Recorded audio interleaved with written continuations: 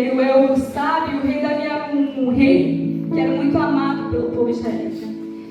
Se não o rei mais amado pelo povo de Israel. Então você pode estar se perguntando como é que Absalão queria conquistar o povo que amava tanto o rei Davi. Como é que Absalão queria conquistar o trono de Davi. E assim, Absalão era muito inteligente, a gente vai falar sobre isso depois. E para conquistar o trono, primeiro ele conquista o coração do povo. Depois de ter conquistado o coração do povo, ele vai para Hebron e leva consigo o fiel conselheiro de seu pai, chamado Aitofel. E tudo isso, por que Absalão quer o trono de Davi? Isso tudo tem o seu início no ódio. Isso acontece porque Absalão odiava Davi. Agora você pode se perguntar por que Absalão odiava tanto seu pai. E a raiz disso tudo a gente acha alguns capítulos atrás, quando Tamar, a irmã de Absalão, é violentada pelo seu meio-irmão chamado Aminon. Essa situação acontece, Tamar está desesperada, creio eu, e Absalão acha Tamar. E a acolhe, mas sobre isso depois. E Davi, ao invés de fazer alguma coisa, ele passa um pano sobre essa história e não traz justiça a Tamar. Então a raiz do ódio de Absalão acontece aí, nasce aí. Mas assim, agora eu quero estar falando sobre Absalão. Quem era Absalão? Eu vou falar aqui 4 características de Absalão. Absalão, tomando o gancho de Tamar, era um homem que acolheu os seus. Quando Tamar está lá, depois de ser violentada, ela está lá, chora, creio eu, desesperada, e Absalão acha ela, e nas minhas palavras, ele fala assim: Tamar, te acalma. Tamar, aquieta. E ele vai até o nível de ele chama Tamar e fala assim: Tamar, vem morar na minha casa. Tamar, eu quero te proteger. A forma de Absalão proteger Tamar é acolhendo ela, é protegendo ela na sua casa. Além de ser acolhedor, Absalão era muito inteligente. Absalão sabia controlar as suas emoções. Depois desse acontecimento, Absalão, na perspectiva humana, teve toda a razão do mundo para se vingar de Aminon. Por quê? Porque ele machucou alguém que era importante para ele. Mas o que Absalão faz? Absalão espera 2 anos. Durante 2 longos anos, Absalão não faz nada.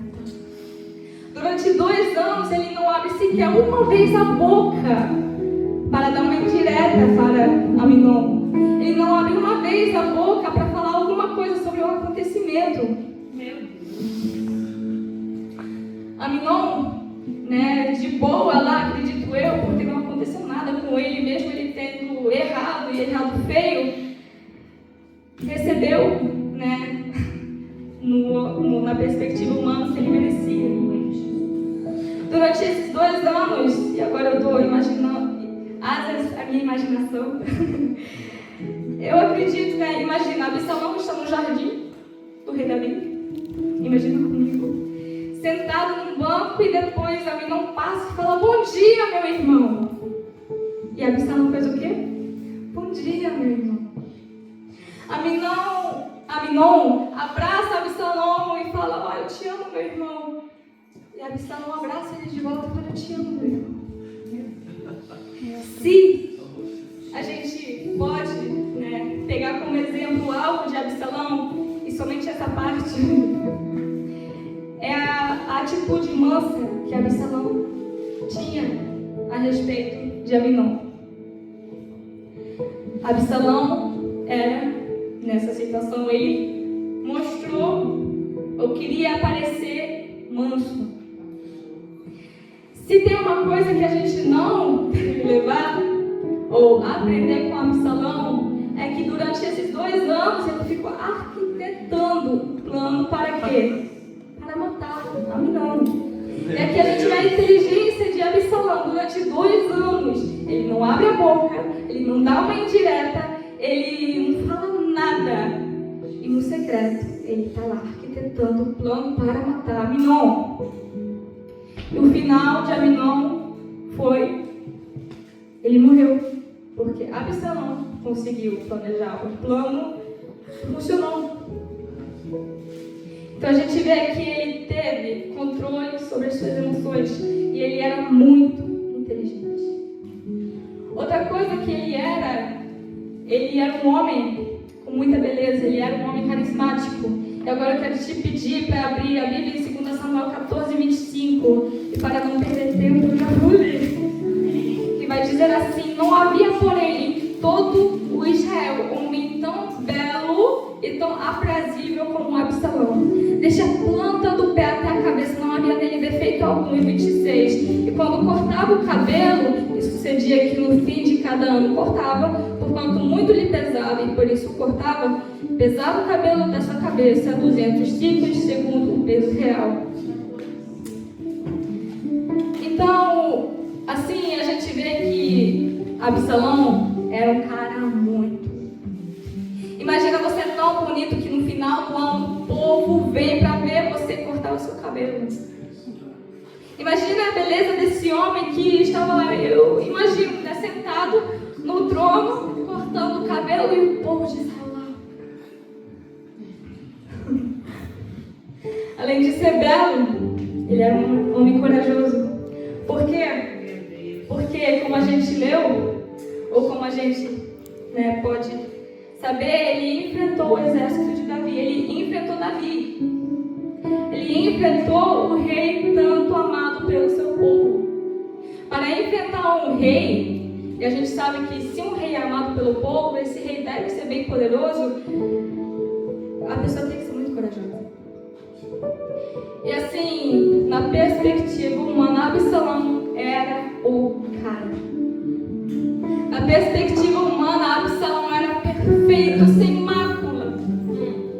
E agora a gente faz, né, a comparação de Absalão com Davi nessa época. Davi nessa época já era velho. A Bíblia vai relatar que ele já era fraco. E eu ouso, né, falar que ele já não conseguia arquitetar planos tão complexos como Absalão. E aqui a gente vê, né, o que o homem vê, a aparência. E a gente vê o que Deus vê, o que está aqui dentro. Na aparência de Absalão não havia nada que lhe faltava.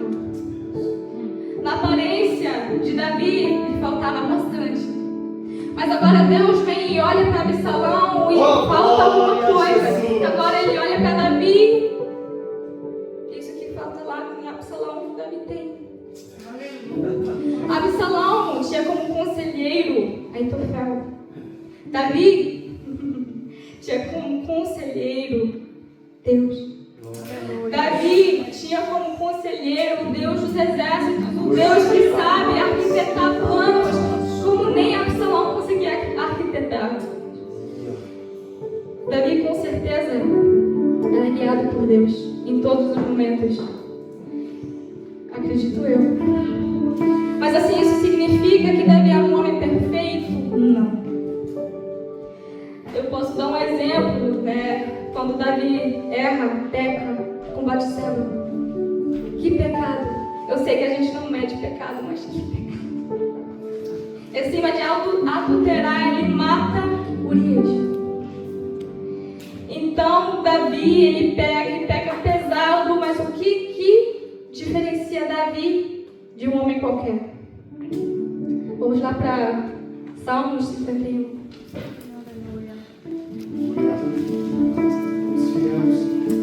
Que diz assim, é a oração de Davi depois de ter pecado, que diz assim: tem misericórdia de mim, ó Deus, segundo a sua benignidade. Apaga as minhas transgressões segundo a multidão das suas misericórdias. Lava-me completamente da minha iniquidade e purifica-me do meu pecado, porque eu conheço as minhas transgressões e o meu pecado está sempre diante de ti. Contra ti somente pequei e fiz o que é mal à tua vista, para que seja justificado quando falares e puro quando julgares. Eis que em iniquidade fui formado, e em pecado me concebeu minha mãe. Eis que amas a verdade no íntimo e no oculto me fazes conhecer a sabedoria. E agora o 11 vai falar assim: não me lances fora da sua presença. E não retire de mim o seu. E não retire de mim o seu Espírito. Meus irmãos, Davi era um homem bem-sucedido ou era um homem pobre? Bem-sucedido. Davi tinha coisas aqui na terra valiosas? Tinha ou não tinha? Sim. Mas mesmo assim, na oração de Salmos 51, a gente não vê uma vez Davi orando para Deus não tirar as riquezas da terra dele.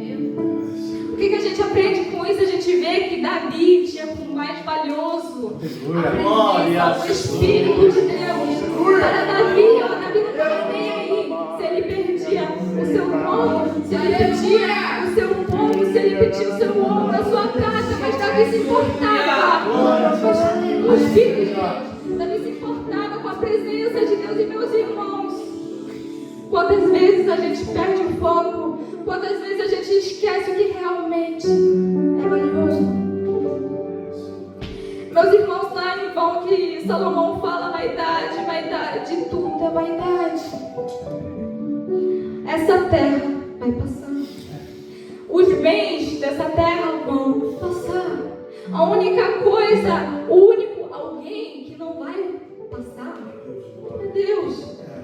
Então, como é mais valioso o Espírito Santo em nossas vidas?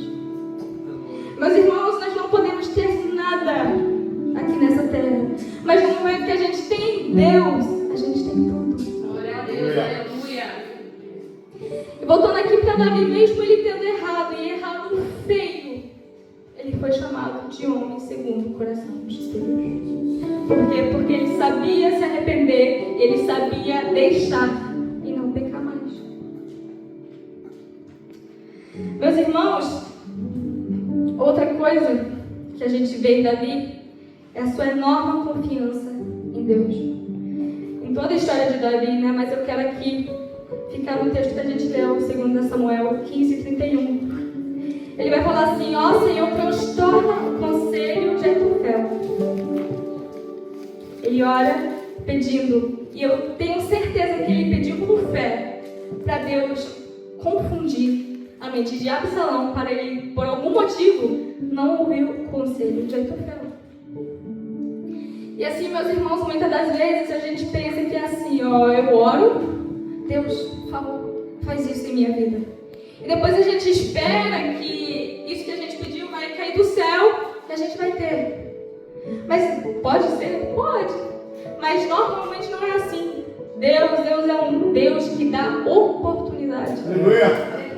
Deus deu a oportunidade para Davi alcançar aquilo que ele pediu. No versículo 31 ele pede a Deus, ó Senhor, transtorna o conselho de Aitofel. E no versículo 32, Deus manda Uzai, o arquita. Quem era Uzai? Uzai era um amigo leal de Davi e um conselheiro. Então eu imagino Davi lá, né, na fuga de Absalão, e do nada aparece lá Uzai. E Davi tem duas opções. Ou ele vê Uzai, fala oi, tudo bem, como é que você está? E segue. Ou ele faz aquilo que ele fez, pega a oportunidade que lhe foi concedida. E Davi, então, no restante, né, do capítulo 15, manda Uzai voltar para a cidade para ser como um servo falso de Absalão. Para quê? Para confundir Absalão. Então, Uzai volta para a cidade. E enquanto isso, Absalão chega na cidade. Absalão chega na casa de Davi. E antes de Davi ter saído, né, de casa, antes de Davi ter fugido, ele deixou lá na sua casa 10 concubinas. Para quê? Para cuidar da casa de Davi. Então agora Absalão chega na casa de Davi e acha essas 10 concubinas. Então Aitofel, capítulo 16, versículo 21, ele fala assim: E disse Aitofel a Absalão: possui as concubinas de seu pai, que deixou para guardarem a casa. E assim todo Israel ouvirá que te fizeste aborrecível para com seu pai. E se fortalecerão as mãos de todos os que estão contigo.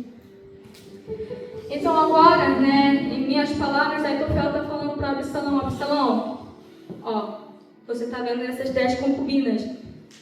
Deita com elas. E logo o povo vai ver que você está chateado com seu pai. E por cima você vai envergonhar. O seu pai vai envergonhar mesmo.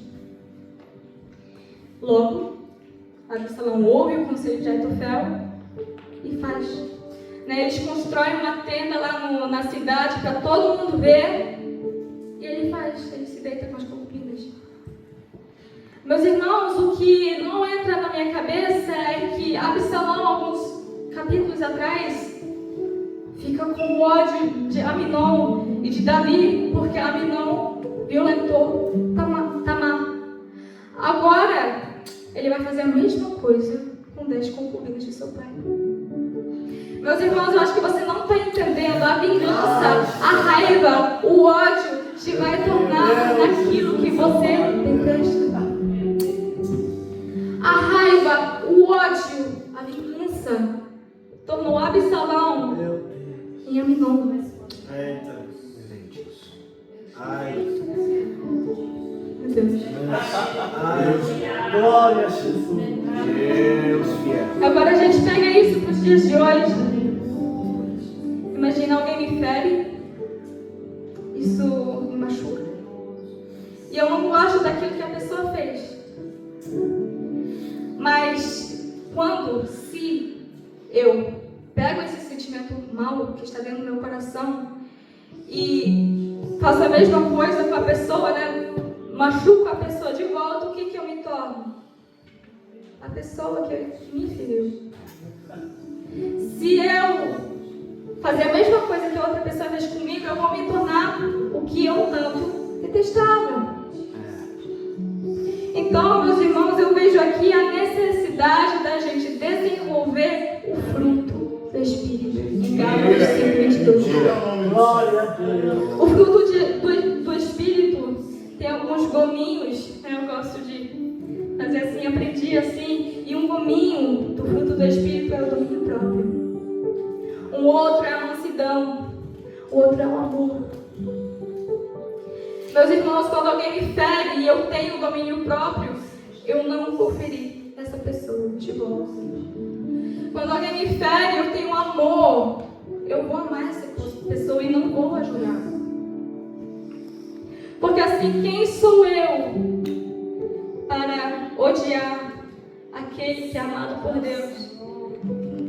Assim, a gente vai agora dar um pulinho, para quando Absalão, um spoiler aqui, Absalão morreu. Quando Absalão morreu, Davi fica muito triste. Aliás, Davi falou: não mata Absalão. Davi até usa falar: olha, eu preferiria ter morrido no lugar de Absalão. E aqui a gente pode fazer uma analogia, por quê? Davi amou o seu filho. Mesmo ele ter feito o que ele fez. Deus me ama. Deus te ama. Mesmo a gente não ter pecado, mesmo a gente não ter. Quem sou eu para não amar aquele que foi amado primeiro por Deus? Quem sou eu para não perdoar aquele que foi perdoado por Deus? E assim, meus irmãos, não é fácil, com certeza não é. E assim, cuidado quando você for pedir a Deus um gominho do fruto do Espírito. Por quê? Porque não vai ser assim: Deus, me dá paciência. E a paciência vai cair do céu e você vai ser paciente. Não. Deus, por favor, me dá paciência. E o que Deus vai fazer? Deus vai te colocar numa situação para você desenvolver o gominho da paciência. Deus me dá domínio próprio, por favor. E Deus vai te colocar numa situação em qual você vai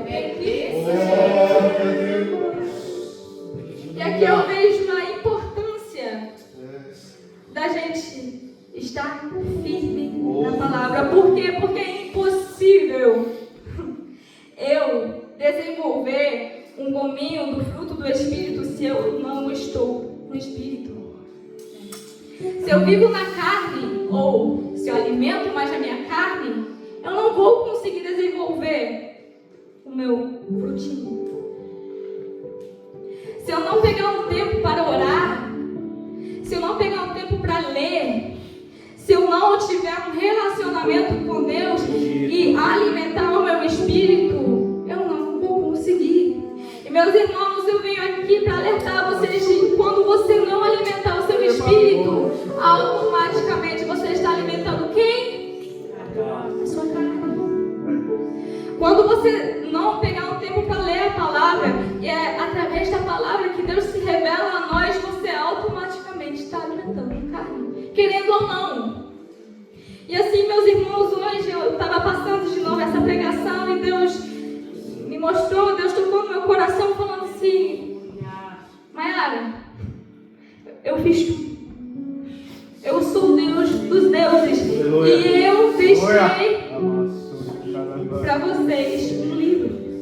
Imagina, olha como isso é incrível. O Deus que criou você, o Deus que criou tudo, deixou um livro pra gente.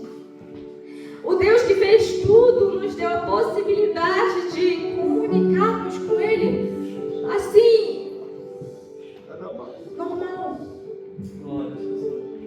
E se Deus deixou esse livro pra gente, quem somos nós para não lermos esse livro? Se Deus fala com a gente através da Bíblia, quem somos nós para não lermos a Bíblia? E agora, eu quero trazer isso também para os dias de hoje. Imagina, eu estou começando a conhecer alguém, só que eu não comunico com esse alguém. Como é que eu vou conhecer quem essa pessoa é? Não dá. Se eu não conversar, se eu não pegar um tempo e dedicar esse tempo para conversar com essa pessoa, eu não vou conhecer a pessoa.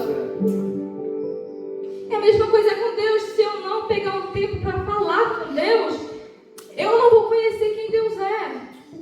E no final das contas, Deus vai falar: eu não te conheço. Meu Deus. Então aqui a gente vê a importância da gente buscar.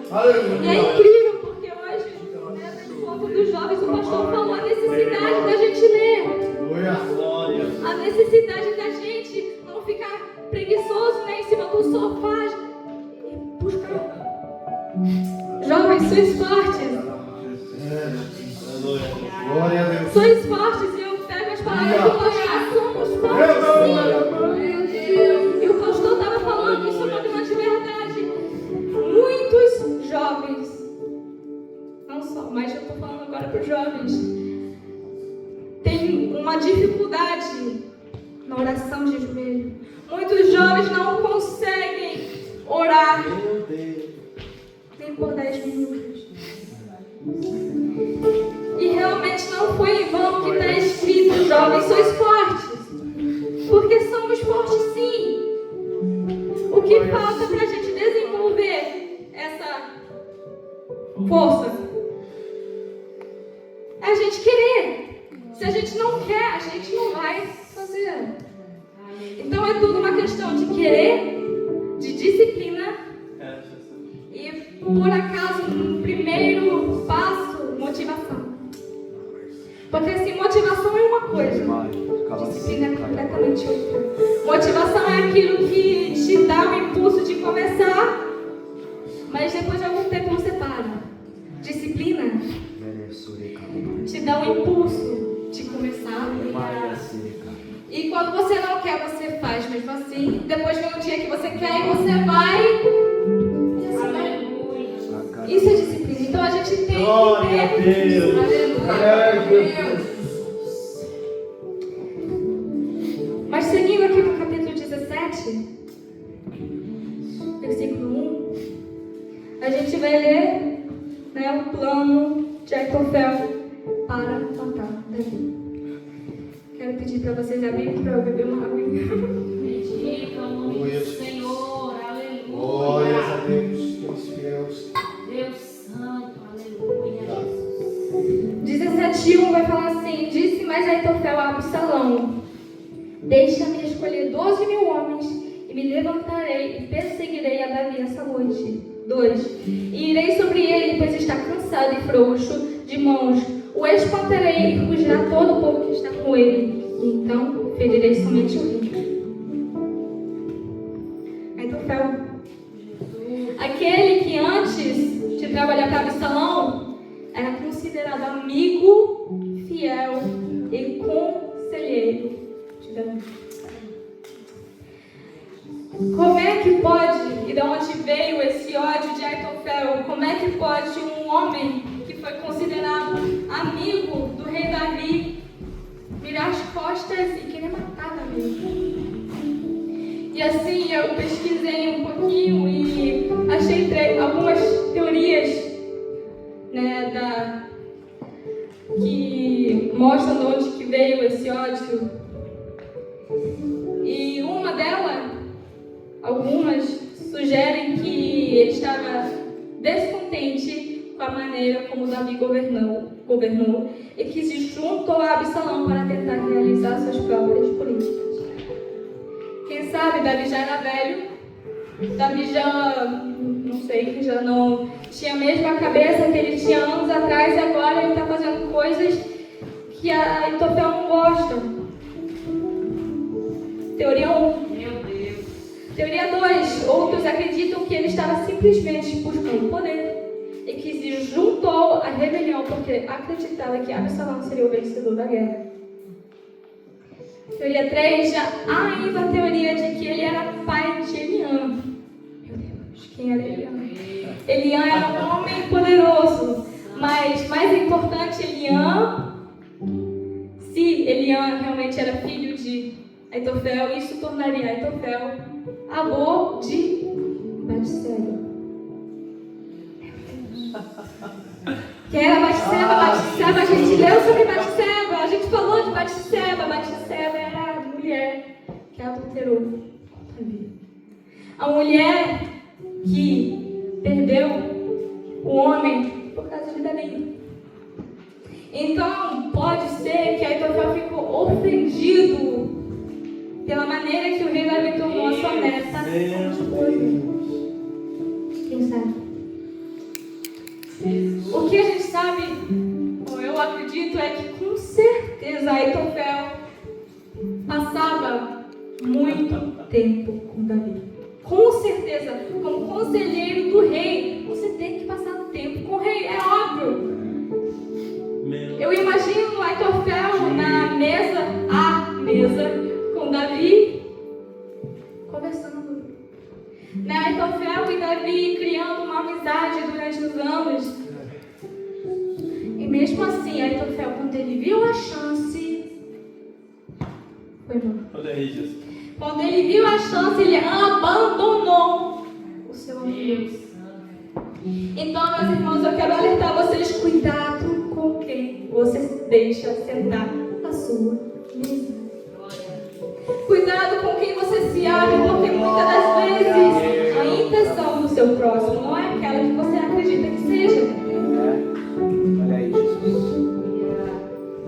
Claro que isso não é para todo mundo. Existem muitas pessoas que são realmente o que elas dizem que são, mas também existem pessoas que não são aquilo que elas dizem que são.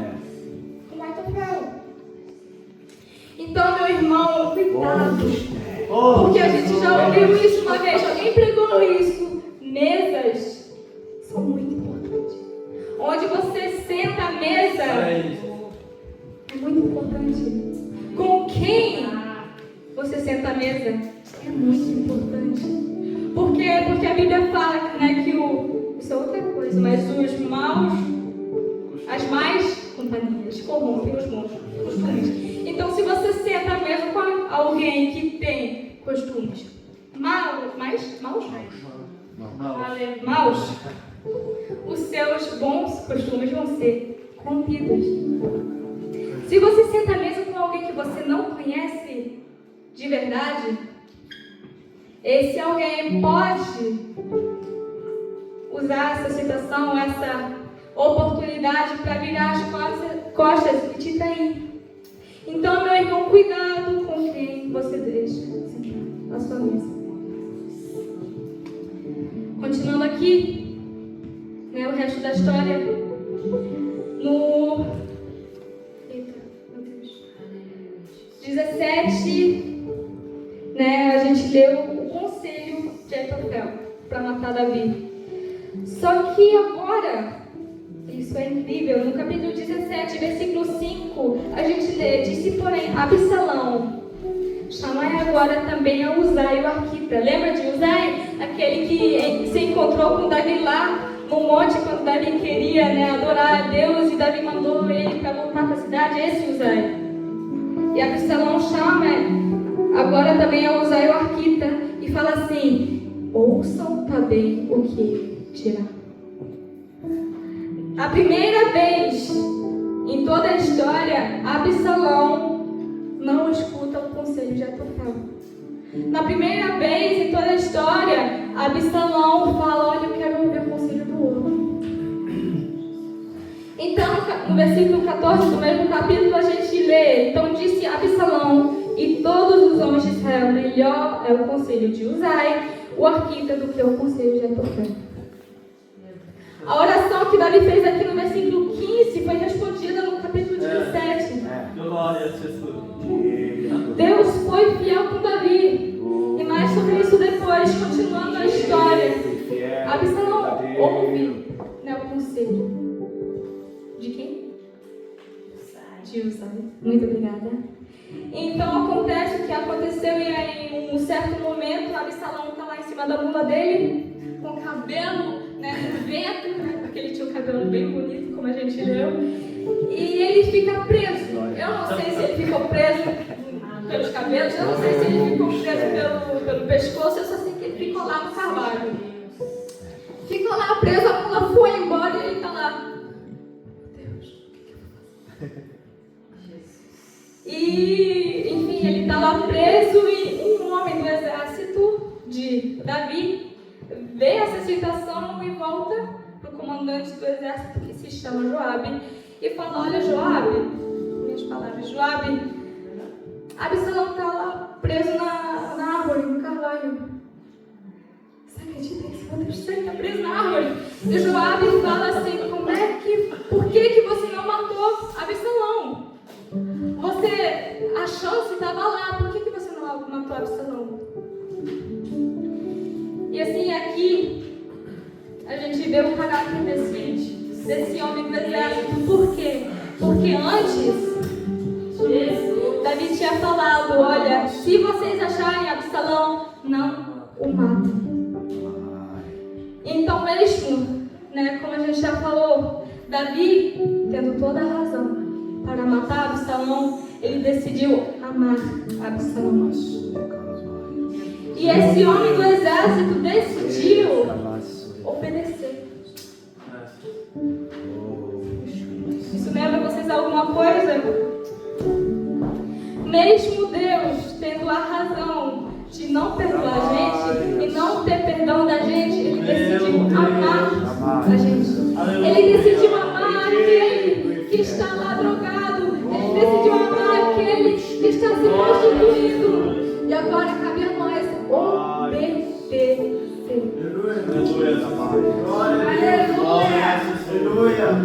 E aqui a gente vê o caráter do homem do exército e de Davi. Se o homem do exército teria matado, né, Absalão, a guerra teria acabado. Por quê? Porque normalmente quando o cabeça de um exército morre, a guerra acaba. Eles tocam lá um negócio e acaba. E assim, Davi amou Absalão. Joabe, comandante do exército, não amou Absalão. Por quê? Joabe pega essa situação e fala assim, 18:14. Então disse Joabe: não me demorarei assim contigo aqui. E tomou 3 dardos e traspassou com eles o coração de Absalão, estando ele ainda vivo no meio do carvalho.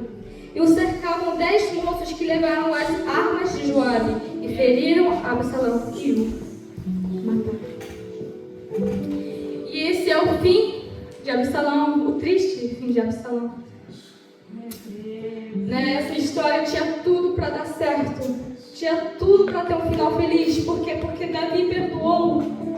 E Absalão estava lá nessa situação vulnerável. E Davi poderia ter ido lá e falado: olha, meu filho, eu te perdoo, volta para casa. Mas não. Meus irmãos, e agora eu falo de tudo que a gente aprendeu, tudo que foi falado aqui essa noite. O que eu aprendo com essa história?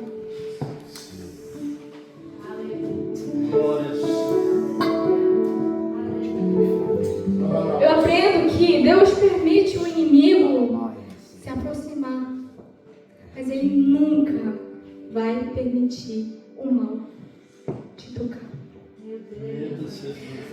Do capítulo 15 até o capítulo 17, 15 a oração de Davi, 17 a oração é ouvida. Do 15 ao 17, Absalão entra na cidade. Do 15 ao 17, Absalão entra na casa de Davi. Absalão dorme com as concubinas de Davi, mas Absalão não alcança Davi. Meu Deus. Deus nunca vai nos dar uma prova maior do que a gente possa suportar. E por que eu estou falando isso? Porque a fé de Davi certamente foi provada. Porque, imagina, você está de boa no seu reinado, lá no seu trono, e do nada o seu filho quer te matar. E você foge e ora: Deus, por favor, faz isso. O inimigo se aproxima. O inimigo quase te alcança. E você está lá, filho. E o inimigo não te toca.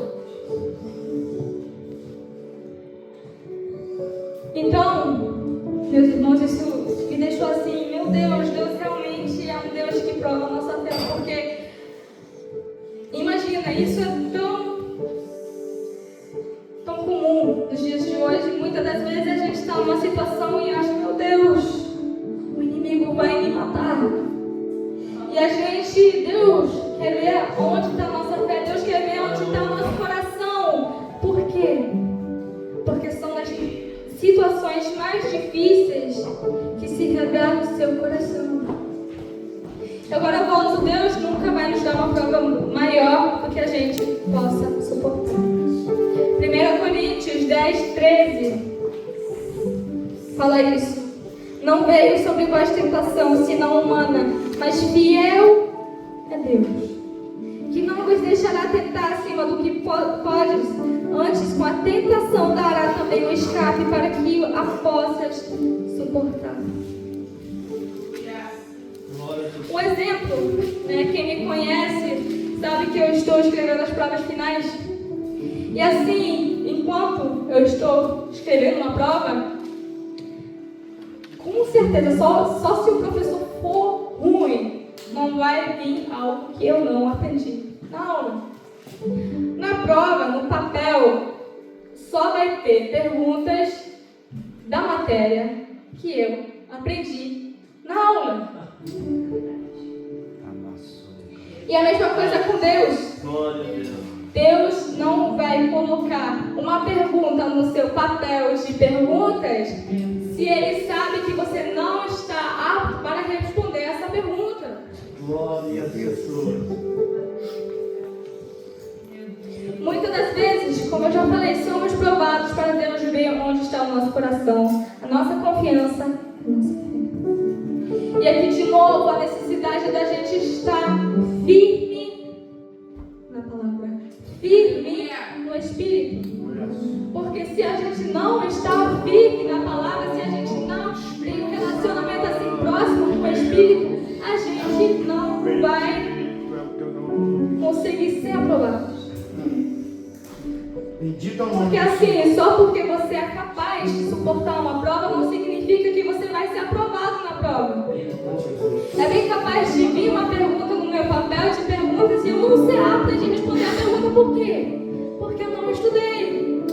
Porque eu não busquei.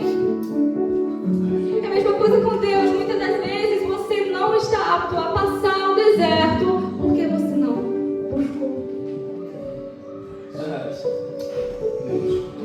gente vê a chave para tudo é a confiança Aleluia. e a fé em Deus. Davi orou, como eu já falei, no capítulo 15. Sua oração foi respondida no capítulo 17. Glória a Jesus. O tanto que Absalão conseguiu fazer é incrível. Mas mesmo assim, Deus protegeu Davi. Deus. Fé é a chave de tudo. Né? Se eu for dar um jeito que não parece, a pregação seria essa. Fé é a chave de tudo. Ou para tudo. E assim, existem muitos exemplos na Bíblia de pessoas que tinham que esperar anos para uma oração ser ouvida, para uma promessa ser cumprida. Um exemplo é Ana. Ana, com certeza, por longos anos orava, eu acredito. Orava a Deus, Deus me dá um filho, Deus me dá um filho, Deus eu quero um filho.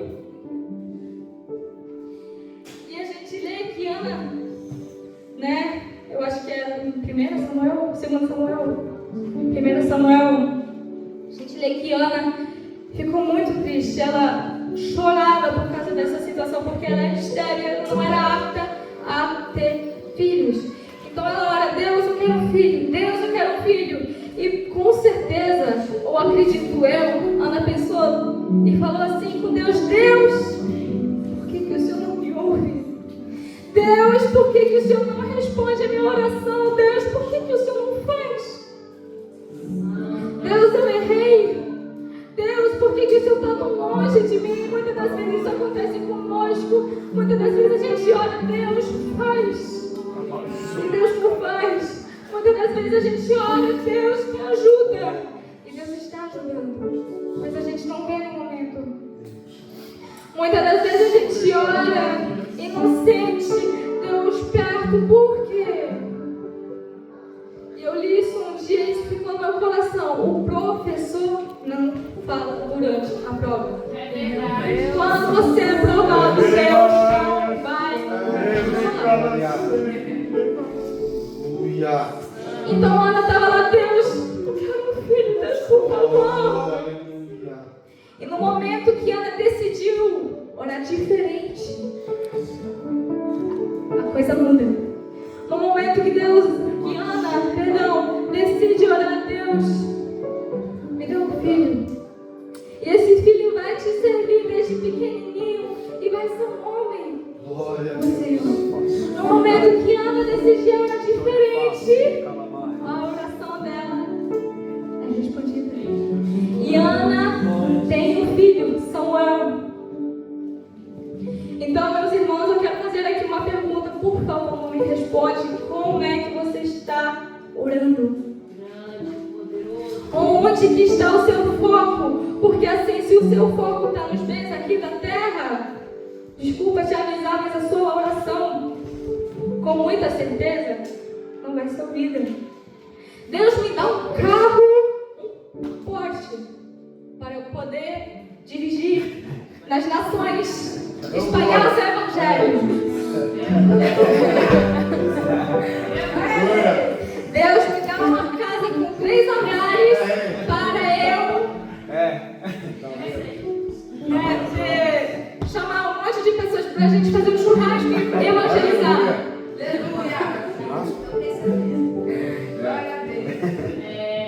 Brincadeiras à parte. O seu foco realmente está no espalhar o evangelho? O seu foco realmente está naquilo que você pode fazer para Deus? Porque assim, como a gente leu no Salmo 51, quando Davi orou para Deus não afastar dele o espírito e não os bens materiais, a gente também tem que orar assim. Porque os bens aqui dessa terra vão passar. Os bens aqui dessa terra são bons? São. E é necessário, né, a gente ter algum dinheiro para a gente sobreviver aqui na Suíça. A inflação tá doida. Mas não é tudo. Deus provê sempre. Aleluia. Você pode estar na situação assim mais difícil, mas se você colocar sua fé em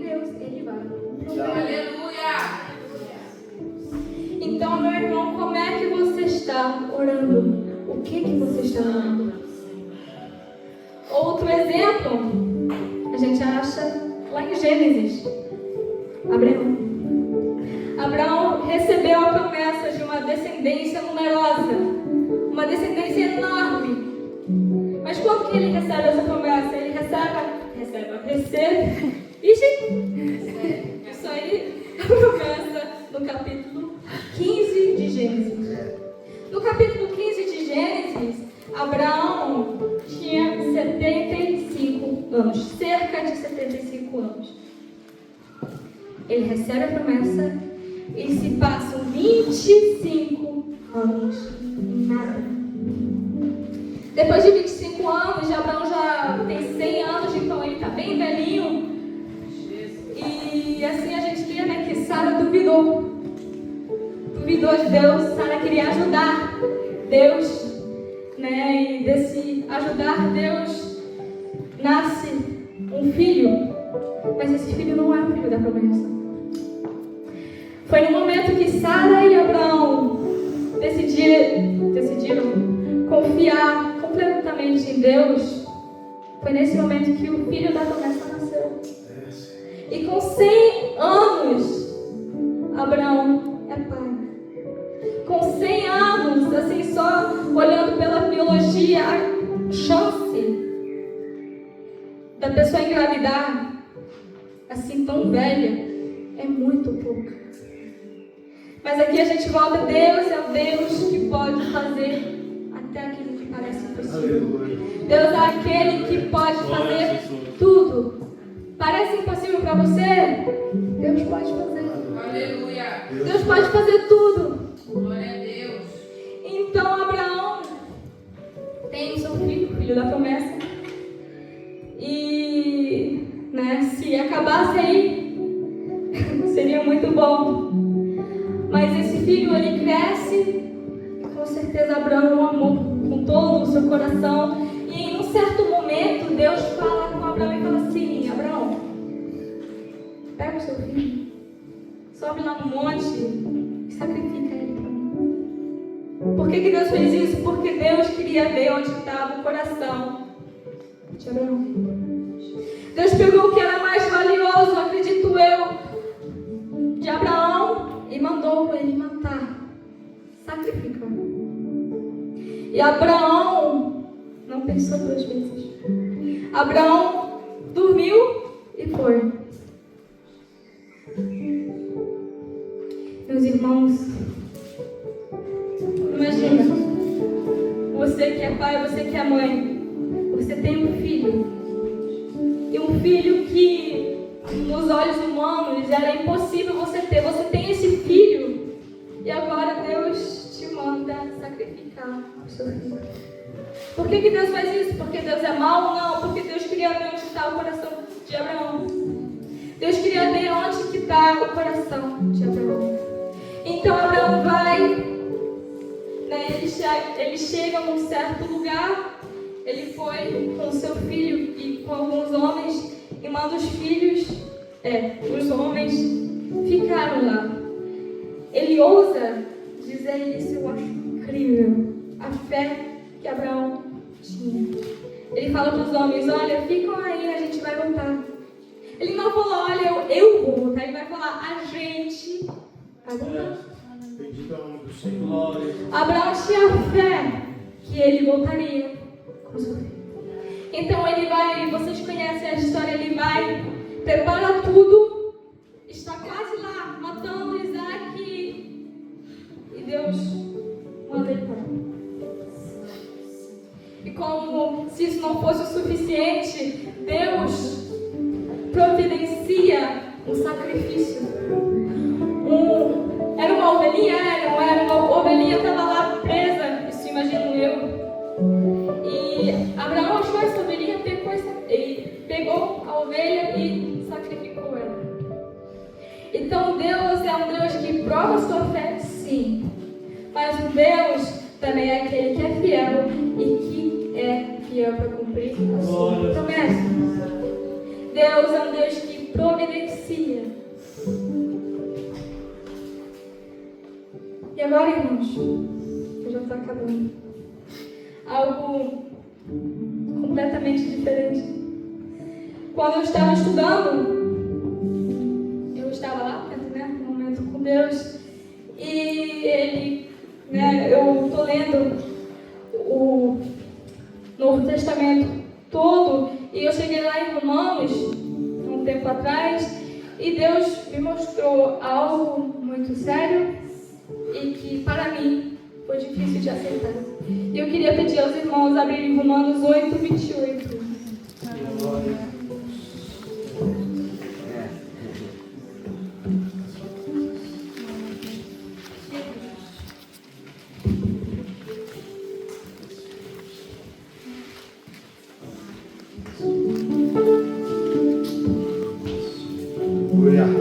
Glória a Jesus. Glória a Jesus. Oh, glória a Jesus. Romanos 8, 28 vai dizer assim: e sabemos que todas as coisas contribuem juntamente para o bem daqueles que amam a Deus, daqueles que são chamados segundo o seu propósito. Quando eu li esse versículo, eu entendia que iremos viver uma vida assim tranquila, uma vida boa aqui na terra. Mas eu acredito que Paulo não necessariamente estava falando do bem aqui na terra. Esse para o bem daqueles que amam a Deus não necessariamente tem que significar que a gente vai viver uma vida boa aqui na terra. Mas com certeza absoluta significa que a gente vai viver uma vida perfeita na eternidade. Todas as coisas vão cooperar para o bem daqueles que amam a Deus. Seja isso aqui na terra, ou seja isso na eternidade. Porque se não for na terra, certamente vai ser na eternidade. Eu também tenho certeza absoluta que os planos que Deus tem para nós são planos do bem e não do mal. E assim, isso não significa que a gente vai viver uma vida assim, de flores, de arco-íris, uma vida tranquila. Não. Porque está escrito que os dias são mais e que os dias vão para mal, para pior. Mas mesmo assim, a Bíblia diz que os planos que Deus tem para nós são planos do bem. Deus não quer nos ver sofrer ou tristes, com certeza não, porque Deus nos ama, mas muitas das vezes Ele nos deixa passar por situações difíceis para que sejamos aprovados pelo provador. Também, muitas das vezes, a gente passa por situações assim difíceis, por quê? Porque lá no passado a gente fez uma ação que causou uma reação má. Se eu faço uma coisa no passado que não é certo, eu vou colher o fruto. A lei da semeadura fala isso. Se eu plantar, eu vou colher. Se eu plantar uma coisa boa, eu vou colher uma coisa boa. Se eu plantar uma coisa ruim, eu vou plantar o quê? Eu vou colher o quê? Coisa ruim. Coisa ruim. Às vezes também enfrentamos dificuldades por causa de ações que tomamos. Mas a certeza que eu tenho é que todas as coisas vão cooperar para o bem daqueles que amam a Deus. Daqueles que confiam em Deus. No final de todas as coisas, a gente vai com certeza desfrutar do bem que Deus preparou para a gente. E para acabar, meu irmão, minha irmã, se nessa noite você está se sentindo sufocado pelo inimigo, e muitas das vezes é assim, só porque a gente é crente, só porque somos cristãos, não significa que a gente vai viver de boa, não. Pelo fato de você ser cristão, você vai passar por dificuldades. Meu irmão, se você está se sentindo assim, se você está se sentindo sufocado pelo inimigo, achando que não vai suportar, eu quero te dizer uma coisa: tenha fé. Deus está no controle de tudo. Ele vê, Ele ouve, Ele sabe e Ele está no controle. E nada, certamente nada, escapa escapa ao seu cuidado. Amém, meu irmão? Então tenha fé, confia, não perde a confiança não. Perde não. Porque mesmo parecendo impossível, mesmo parecendo que Deus não está ouvindo, Ele está ouvindo sim. Mesmo que pareça impossível para Deus, é possível. Amém? É isso que eu queria passar para vocês. Que Deus abençoe, que Deus toque nos corações de vocês e que Deus esteja convosco em todo o tempo. Agradeço pela oportunidade.